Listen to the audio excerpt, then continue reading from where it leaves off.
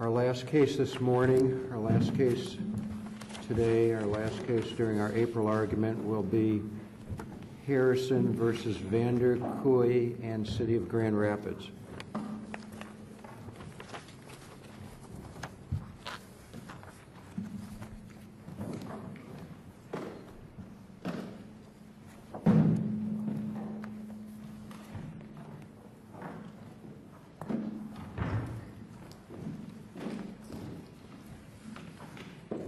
This will be a 15-minute argument for each side.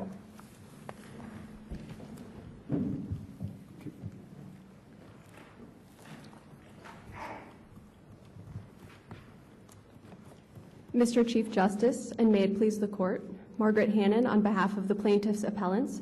With me at council table is Ted Becker. I would like to reserve 2 minutes of my time for rebuttal, and I waive the free fire zone and invite questions at any time.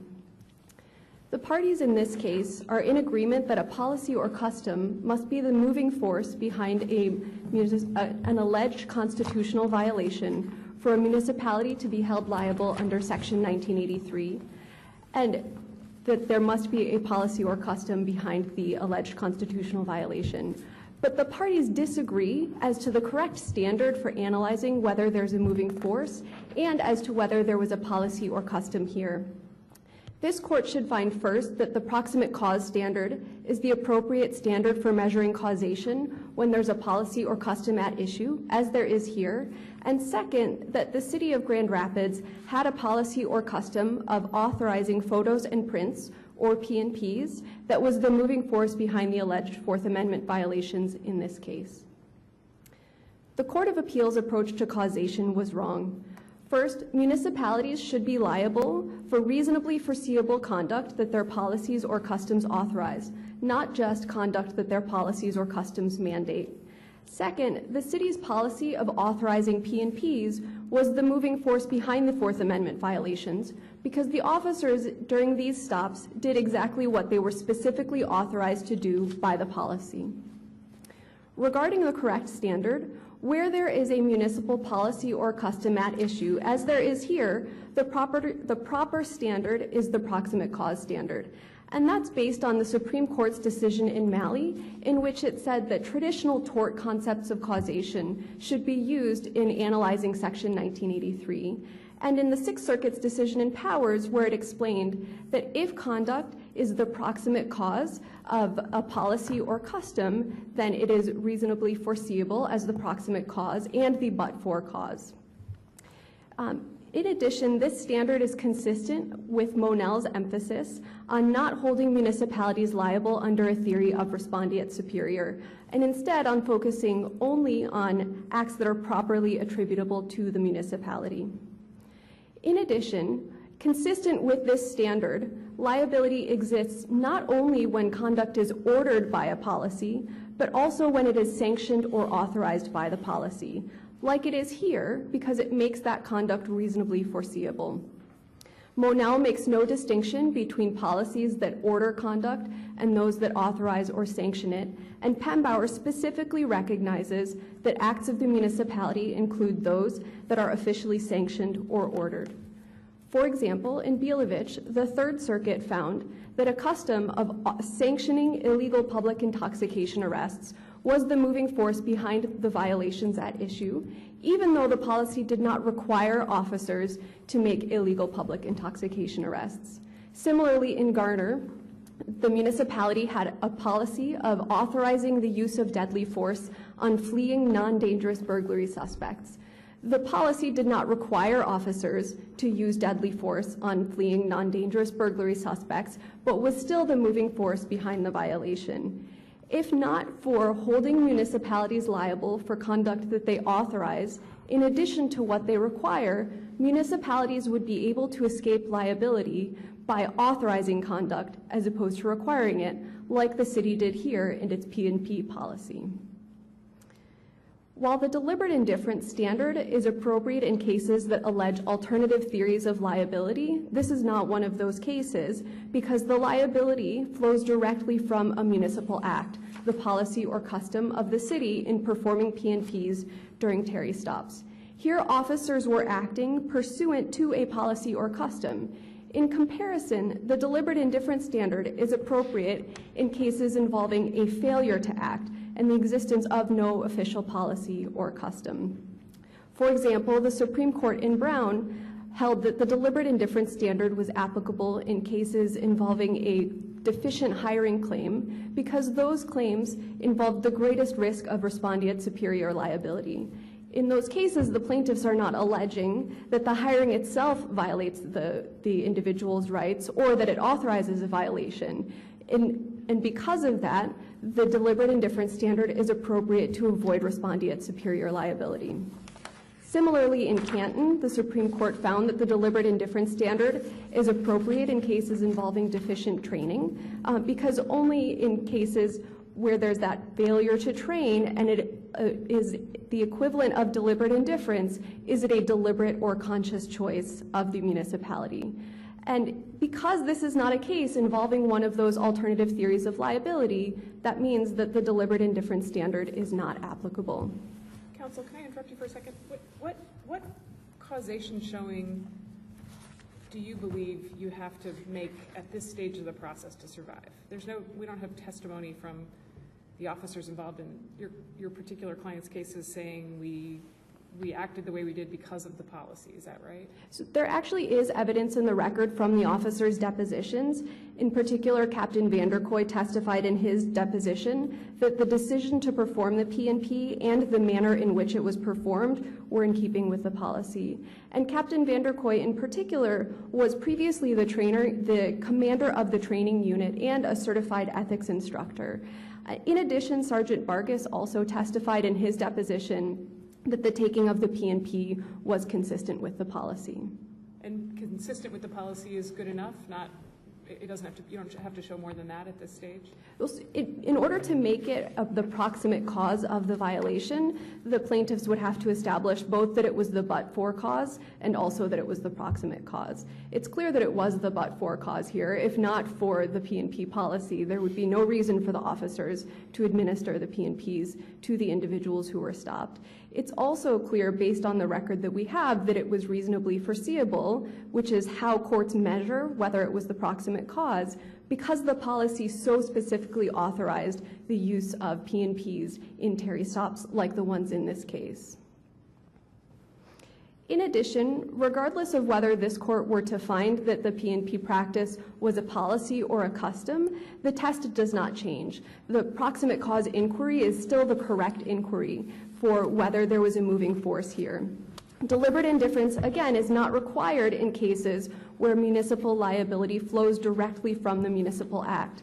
And the cases that the city cites in support of its argument that the deliberate indifference standard would be applicable in the case of a custom are actually cases alleging alternative theories of liability, a failure to train, or deficient hiring. And Arrington Bay in particular, which is cited by the city, specifically draws a distinction between those cases, the alternative theories of liability, and cases where there is a policy or custom. And in Arrington Bay, the court explained that you need not show deliberate indifference to a clearly established right where there's a policy or custom at issue because the injury arises directly from a municipal act. In addition, I'd like to reinforce the idea that this is actually a two-pronged inquiry, and the question of the constitutional violation is a separate part of the municipal liability inquiry. Part of the municipal liability inquiry is the existence of a constitutional violation, and the other portion of the inquiry is municipal fault. What's currently at issue is the existence of municipal fault and not the existence of an underlying constitutional violation. While the plaintiffs allege that there was an underlying constitutional violation, the resolution of the causation question and the resolution of the question of municipal fault does not require this court to address whether there was an underlying constitutional violation. And to the extent that the city's brief suggests that the policy must be facially unconstitutional in order for it to be the moving force behind the violation, that's conflating the two prongs of the municipal liability inquiry. The plaintiffs are not arguing, as the city asserts, that the policy is facially unconstitutional, and it's sufficient for the policy to be unconstitutional as applied, because Monell draws no distinction between policies that are unconstitutional as applied and those that are facially unconstitutional. This was recognized, for example, by the 10th Circuit in Christensen. So it's irrelevant here that some of the authorized conduct is constitutional. The policy is still the moving force behind the unconstitutional action as compared to, say, the actions of a rogue officer who was not acting in accordance with the policy. Finally, with respect to the causation, that the policy gives discretion to officers to choose whether to perform a P&P does not relieve the city of liability because it's still the moving force behind the policy, the moving force behind the conduct, in that the city still made the foundational decision to implement the P&P policy in the first instance. As far as the existence of the policy is concerned, it's clear here that the city had a policy of authorizing P&Ps during Terry stops for individuals who are not carrying ID, as shown by the city's own admissions. The policy here is that for the last 30 years, the Grand Rapids Police Department has authorized officers to take P&Ps of individuals who are not carrying ID, even without probable cause for an arrest and no warrant. Now, the city admitted multiple times up until the response to the supplemental brief, and I'm quoting from the city's responses to the requests for admission and also the defendant's brief on appeal, quote, "The city has developed a custom practice or procedure referred to as picture and print, or P&P, which the Grand Rapids Police Department uses in the course of its operations. A photograph and print may be taken in the course of a field interrogation, i.e. a citizen contact or stop, depending on the circumstances, if appropriate based on the facts and circumstances of that incident." Those admissions regarding the contours of the policy are functionally equivalent to the policy that the plaintiffs allege exists. The city's new argument regarding the contours of the policy, which is made for the first time in the response to the supplemental brief, would still be the moving force behind the alleged constitutional violations, because even under that argument regarding the contours of the policy, it still authorizes officers to take P&Ps under circumstances like the ones here, during a Terry stop where individuals lack identification. In addition to the city's own admissions regarding the 30-year existence of this policy, there is also written documentation establishing the existence of the policy, including references in the field training manual, the manual of procedures, the patrol sergeant field training tasks manual, and training materials. And this is also confirmed by Captain VanderKooi's testimony in his deposition that the way in which he performed the P&P and the manner and the decision to perform the P&P were consistent with those policies. There's also the procedure surrounding the P&P policy, which further confirms the existence of the policy in the first place. Patrol sergeants are assigned a fingerprinting kit and print card and carry digital cameras. They return the print cards at the end of the shift to be processed by the latent print unit and then filed and stored. And the photos are uploaded to the computer in the patrol car and then to the central police computer. And the officers in both of these stops followed those procedures in submitting the print cards and in uploading the photos to the central police computer. Again, that officers have discretion to choose whether to administer the policy does not mean that there is no policy here. The city cannot escape liability by merely authorizing officers to perform P&Ps as opposed to requiring them to do so. And if there are no further questions, I'll reserve the remainder of my time for rebuttal. So be it. You have 2 minutes. Thank you.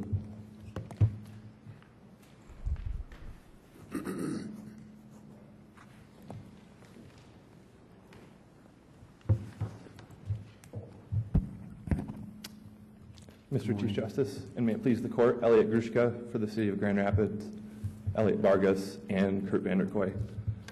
This is a case about whether a custom of the City of Grand Rapids caused the alleged injury, and we're relieved to hear that appellants agree that this is not about a deliberate indifference claim, because the city does not believe it is either. And the city also does not disagree that there is a custom of picture and print. But the court must deny the application for leave to appeal because, one, on the merits, the picture-in-print custom did not cause, within the meaning of Monell and its progeny, the alleged constitutional injury. This case, the appellants have not established grounds for this court's review under Rule 7305. And three, the appellants are inviting the court to commit a legal error by adopting a standard of municipal liability that is equivalent to respondeat superior. So first, the merits of the claim that this custom caused the constitutional injury alleged show that the custom did not. In order to be actionable under Monell and the cases applying it, a municipal custom, one, contrary to what appellants have asserted, if we're not talking about failure to train, failure to supervise, some other inaction theory, the custom must be facially unconstitutional. And to be facially unconstitutional, a custom must invite officers or municipal employees to commit discretionary acts that violate the Constitution. And this principle is borne out in cases that have evaluated these same types of direct municipal liability claims. In Garner, it was the use of force policy that authorized deadly force against a fleeing burglary suspect that invited the officer to make the discretionary decision to use excessive force. In Gregory, it was the policy authorizing one-on-one show-ups that invited individual officers to not evaluate the totality of the circumstances, but rather use one-on-one show-ups in non-exigent circumstances. In O'Brien versus Grand Rapids, it was the custom authorizing warrantless entries during incidents deemed critical that invited the officers to make the warrantless entry in a non-exigent circumstance without evaluating the totality of the circumstance. In Kostreva versus Troy, it was the policy of handcuffing every arrestee for transport without evaluating whether that use of force was justified under the totality of the circumstances that invited the officers to apply handcuffs that didn't fit, injuring the detainee. So in the Harrison case, the testimony was that VanderKooi asked only for a photograph to be taken, and yet fingerprints were also taken. So wouldn't that infer that despite the request for only a photograph, the fingerprints were taken pursuant to a policy? Well, Your Honor, that could be. I guess we don't know because we don't have that officer's testimony as to why he took the fingerprints. But even if he took the fingerprints pursuant to the custom because Captain VanderKooi had asked for a photo to be taken, this custom at issue doesn't invite a constitutional injury because the statement of the custom, which Appellant's counsel just read, clearly states that a photo and print may be taken in the course of a field interrogation or stop, if appropriate, based on the facts and circumstances of that particular incident. And that's what distinguishes this custom from the custom and policies in Gregory and Kostreva and O'Brien and that line of cases, because in that line of cases there was no inquiry into whether the application of the custom or policy was appropriate based on the facts and circumstances. Here, we have a custom that baked in is an evaluation of the totality of the circumstances and the reasonableness of the application of the custom. And so that's just classic Fourth Amendment reasonable analysis. And again, customs that invite constitutional violations. Counsel, good morning and welcome. I guess what I'm having a hard time following is if it's not a policy or custom, I understand you running through these cases, but help me with this. What exactly is it? We don't disagree that this is a custom. Okay. Yes, it is a custom. But what is it's a custom, but I guess I'm trying to understand if I'm an officer with the grant, and you got and you know, and I understand, and everyone is I get it. Like, police work is very challenging and difficult, and people do the best that they can. So I guess the question I would have here is that what is it then if I have if I have the machinery, I have the camera, I have the fingerprinting device, I'm trying to understand, like, what, it's a custom, but it's not a it just seems to me that I'm having a hard time following your argument. Well, I think the distinction between a custom and a policy is that a policy typically is something that's written or ratified by a city commission or a someone with policy-making authority for that area. And a custom is a practice that is just so widespread as to have the force of law. And so I think the difference is sort of a common law versus statutory law difference. But I lost track of which one you were conceding. It's a custom. It's a custom, but not a policy. Not a policy. But as Appellant's counsel said, for causation analysis, it really doesn't make a difference. Okay. A custom or policy has to cause the injury by inviting or authorizing officers to take discretionary acts that violate the Constitution, and a custom or policy does that when it fails to distinguish between legal and illegal applications of the custom or policy by reference to the totality of the circumstances. So again, in the cases cited, there was no evaluation of whether, for instance, it was objectively reasonable to use handcuffs that didn't fit, or if it was objectively reasonable to use a one-on-one show-up in a non-exigent circumstance. Here, But these but like, I'm just not, again, I'm having trouble with this because you have a situation where someone has to make a determination that they're going to do, a photo and print. So what is that? You're just saying this is just a custom of the police department that people, it just sounds like it sounds like this would be quite disorganized, and there has to be some kind of a hierarchy or structure that's in place, at least I would hope so, for the department to function effectively. And wouldn't it just make sense that this has to be something that was basically put forth as a tool that should be used by officers when they are conducting Terry stops? well, I think there's a couple of issues in your question, Justice Bernstein, and I'll try to address. And you're doing a really good job. I'm just asking. I know I'm asking a lot of. Oh, that's fine. A lot of subparted questions. I'm kind of known for that. So, just take it one at a time. Well, I would say part of the answer to your question is one of the reasons this case, even if there were issues of causation, which we don't believe there are, is a poor vehicle for this court to decide any substantive legal issues, is that the record of what the custom is, how it was implemented, how it's trained, is not well developed, and that, not to point fingers, but it was plaintiff's responsibility during discovery to build their case, and the city cooperated with discovery. There was no, to my knowledge, no substantive disputes that the city was found to be at fault for. So to the extent we lack information about how this policy custom came about and how it's implemented and how it's trained, that's the state of the record, Your Honor. But the department is the entity that provides the equipment to do it.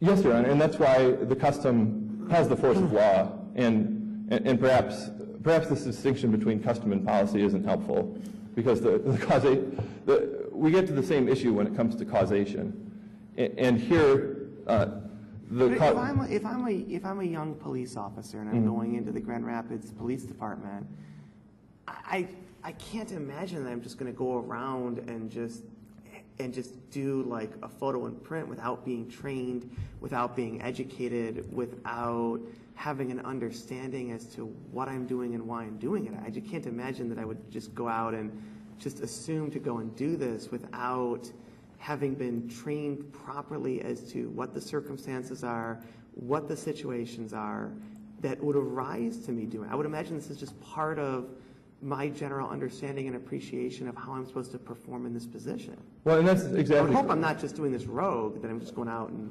No, and that's exactly the point, Justice Bernstein, is that officers are very well trained. They're trained in Fourth Amendment law, in reasonableness and application of a whole host of investigative tools, including picture and print. And if that were the issue, then this wouldn't be what appellants have characterized as a direct liability case. It would be a failure to train or a failure to supervise rogue officers, in which case we would be in deliberate indifference. It has to be coming down from somewhere. I mean, it just has to be coming, it has to be kind of following a hierarchical model in order for the people on the street to be doing this. That's correct. That's correct. Now, addressing what I've characterized as an invitation to legal error on the part of the court from appellants, the appellants have laid out here for you the idea that if it's reasonably foreseeable that a customer policy will cause a constitutional injury, then under Monell, the city will be liable for that injury. And that's incorrect for several reasons. One, the proximate cause language that appellants have cited come from cases that were dealing with these other classes of municipal liability claims, such as failure to train, failure to supervise, inadequate hiring procedures. In those cases where deliberate indifference standards apply, courts do look to whether the failure to act on the part of the municipality would have the reasonably foreseeable consequence of causing constitutional violations.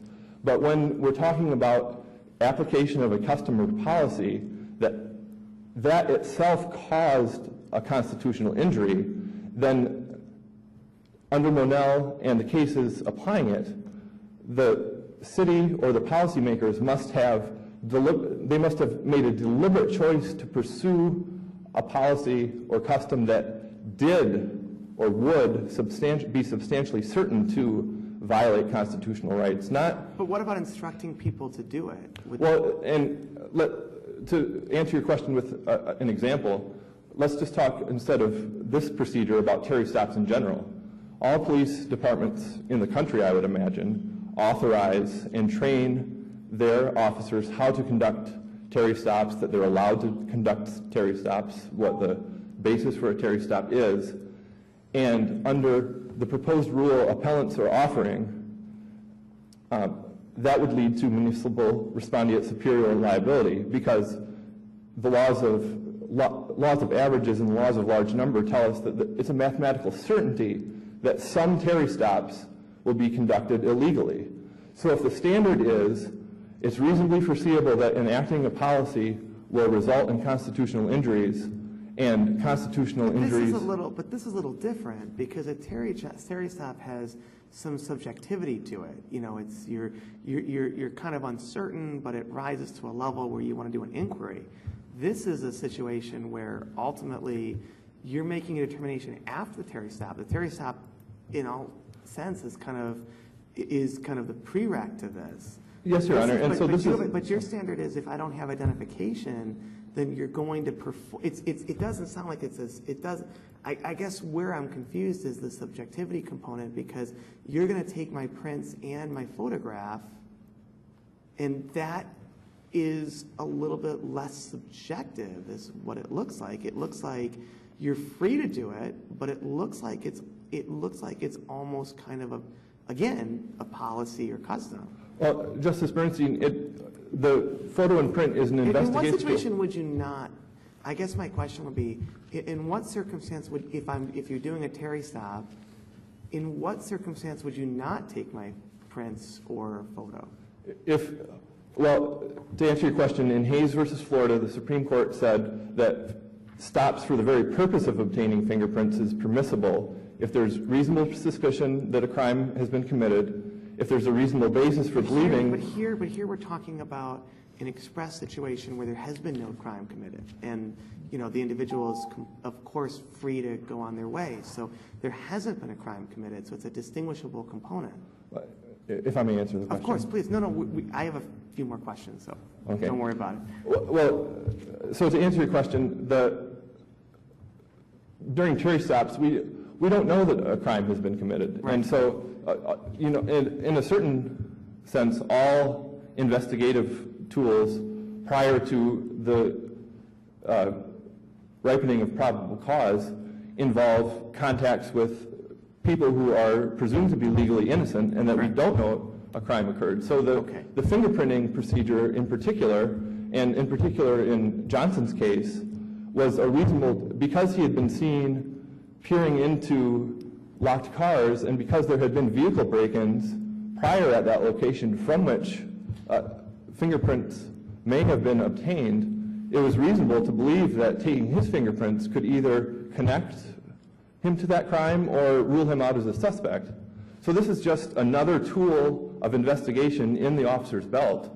But it's a tool that has some more lasting implications, though. This isn't just, because what you're ultimately doing is once that person's photo is taken and their prints are taken, they're now entered into the database. They're now part of the system, and I think that's what people are a little concerned about. This isn't just, an interaction with a police officer. This is now something where, your fingerprints and photo are now part of a permanent record within the system.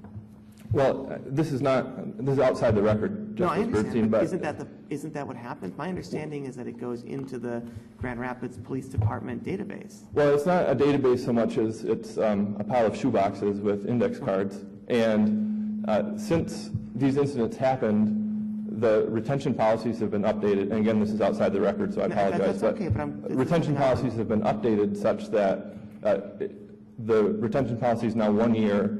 And the only reason that the print cards from this case are still in the record, still retained, is because there's litigation of this pending litigation. But otherwise, they would have been destroyed by now. So I'm going to ask you one more question because I know we're running short on time. But I want to just do a quick hypothetical because this is how I think this case really affects people. And I just want you to kind of answer this for me. So I love Grand Rapids. I love going there. I just think it's an amazing city, and I love, whenever I get to go there, I really enjoy it. One of the things I love to do in Grand Rapids is I've memorized your park system. You have a wonderful, amazing park system where all the paths are connected. So I've actually memorized, a number of paths that I'm able to walk on independently. So I love doing it. And so this would be kind of a situation. I just want to give like a hypothetical because this is kind of how I'm viewing this, and I want you to kind of help me through this. So if I'm out taking a walk, which I love to do on a gorgeous day, and I'm in the park system, and for whatever reason, a police officer feels I've done something suspicious. I mean, we can get into whatever reason that would be, but whatever reason, I'm now subject to a Terry stop. Now, when I like to go for a walk, I tend to just take my hotel key and maybe some cash. I don't bring ID because it's just, I always feel it's better to leave it at the vault at the hotel. And everybody knows who he is. Well, okay, unfortunately. But here's the thing. So I leave the hotel, I take my key, I take some cash, maybe a credit card, but I leave the rest of my things back at the vault because I just think it's easier to do that. Then I have a Terry stop, and now there's a police officer that conducts the Terry stop. I've done absolutely nothing wrong. The Terry stop is conducted, and then the officer says, but I want to do a P&P. I want to get a photo, and I want to get a fingerprint. So he does the photo, he does the fingerprint, and I go on my way. It's concerning to me that I just basically went for a walk in the beautiful Grand Rapids Park system, and now, just for simply walking in Grand Rapids and just simply walking in the park, we can get into the question as to how long you're going to save this, but now my fingerprints are now in your system, and my photo's in your system. I've done absolutely nothing wrong. Well, may I ask one clarifying question? Are we assuming in this case that, in your hypothetical situation, that there was a reasonable basis to conduct the stop? We'll just make the assumption that the stop was conducted. I didn't do anything wrong, but that the officer had cause or felt he had cause to basically make the stop. Okay, so let's assume that it was a legal stop. Right. And so under this custom, well, one thing I'd like to clarify is that, contrary to what has been asserted, there's no evidence that people who are Terry stopped and who lack photo ID are automatically subjected to the photo and print procedure. Okay, but that's, I think we've been having this conversation for a little while, but in this situation, the officer does go forward and says, we got to do a print and photo. So under the custom, a print and photo is authorized if it's appropriate based on the facts and circumstances. So that would mean that either, in your case, the officer had... I don't have ID. What? I don't have ID. Sure, you don't have ID. Right. So maybe the officer has the crime he's investigating, he knows that there are fingerprints left behind. Maybe he knows that there's a witness who saw the suspect and could maybe identify your picture. There's some reasonable basis for taking the P&P. And if there is not, Your Honor, if it turns out that that officer decided to take your picture and print and it was inappropriate based on the facts and circumstances, and your constitutional rights were violated because he took the P&P of you, that the custom or policy did not cause that injury because the custom or policy instructed that officer to evaluate the facts and circumstances to determine if a P&P was appropriate, and in that case he did not. So it's the officer's failure to respect your constitutional rights by evaluating the reasonableness under the totality of the circumstances, and not a custom or policy that authorized him to use that investigative tool when it's appropriate. Counsel, thank you very much. I understand your position. Thank you. Thank you, Counsel. We have 2 minutes, Ms. Hannon. I'd like to make 3 points on rebuttal, Your Honors. First, if this court were to allow the Court of Appeals decision to stand, it would have sweeping consequences. It would create a loophole for municipal liability where municipalities are not liable for policies or customs that authorize constitutional violations as opposed to those that require them. And the Court of Appeals decision is a binding decision. For that reason, it's important for this court to correct that decision and clarify that this loophole does not exist. Second, to the extent that the opposing counsel argued that the totality of the circumstances are sufficient to make this policy not the moving force behind the violation, first, that's essentially the same as arguing that discretion makes a policy not the moving force behind the violation. And again, Monell draws no such distinction.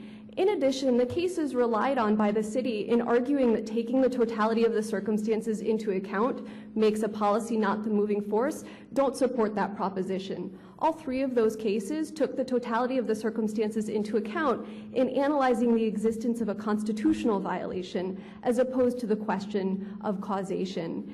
In addition, in those cases, the courts found that there was no constitutional violation because of the failure to take the totality of the circumstances into account. That does not necessarily mean that the reverse is true, that taking the totality of the circumstances into account would make a policy constitutional. In addition, the policy here specifically authorizes the conduct at issue. Captain VanderKooi stated in his deposition, in response to this question, and I'm quoting, which Grand Rapids Police Department policies authorize the taking of Mr. Harrison's picture and thumbprint? Answer, there are field interrogation procedures. It addresses field interrogations, and there it states that you can take a P&P. Thank you. Thank you, Ms. Hannon. Thank you, Mr. Grushka. We stand adjourned. Say hi to these.